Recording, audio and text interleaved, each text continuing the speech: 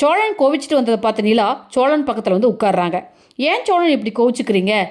ஆமாங்க, நான் கோபமே படக்கூடாது. நீங்கள் யார் வேணாலும் என்ன வேணாலும் என்னை பற்றி பேசலாம். ஆனால் நான் யாரையும் எதுவும் சொல்லக்கூடாது. இந்த வாய் சும்மா இருக்குதா, கேட்க மாட்டேங்குதுன்னு தன் வாயை கையாலேயே அடிச்சுக்கிறாரு.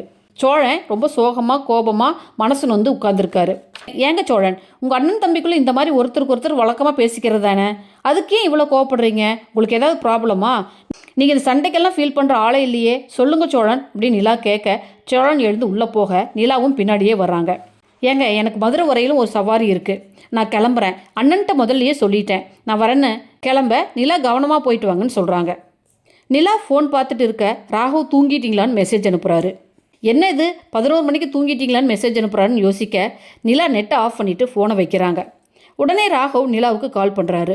நிலா கால் அட்டன் பண்ணலை. கிச்சனில் சேரன், பாண்டி, நிலா 3 பேரும் பேசிகிட்டு இருக்காங்க. சோழனை பற்றி சேரன் கேட்க, இல்லைனா நைட் அவர்கிட்ட பேசிட்டேன்னு நிலா சொல்கிறாங்க. பாண்டி நேற்று சோழன் ஐ லவ் யூ சொன்ன விதத்தை நிலா கிட்ட செஞ்சு காட்டி சிரித்து பேசிகிட்டு இருக்காங்க. நிலா அதை கேட்டு விழுந்து விழுந்து சிரிக்கிறாங்க. வானதி ஒரு தூக்கு எடுத்துக்கிட்டு பாண்டி வீட்டுக்கு வராங்க. வானதி கிச்சனுக்குள்ளே போகும்போது நிலா சிரிக்கிறத பார்த்து கோபப்பட்டு திரும்ப வந்து ஹால்லேயே நின்றுக்கிறாங்க. நிலா வானதியை பார்த்து, வாங்க வானதி, எப்போ வந்தீங்கன்னு கேட்க பாண்டியும் ஹாலுக்கு வராரு.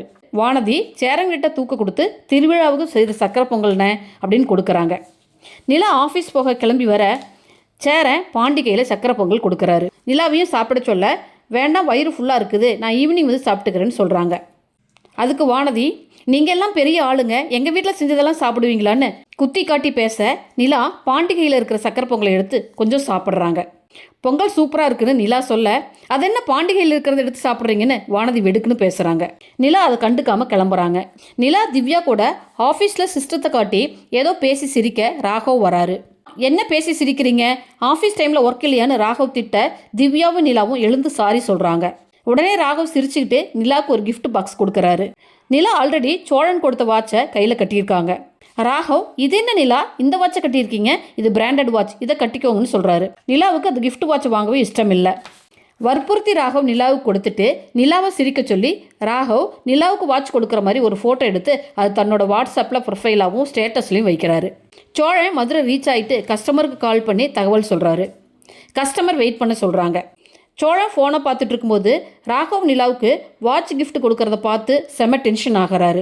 ஓகே ஃப்ரெண்ட்ஸ், என் சேனலை லைக் பண்ணுங்கள், ஷேர் பண்ணுங்கள், சப்ஸ்கிரைப் பண்ணுங்கள். தேங்க்யூ.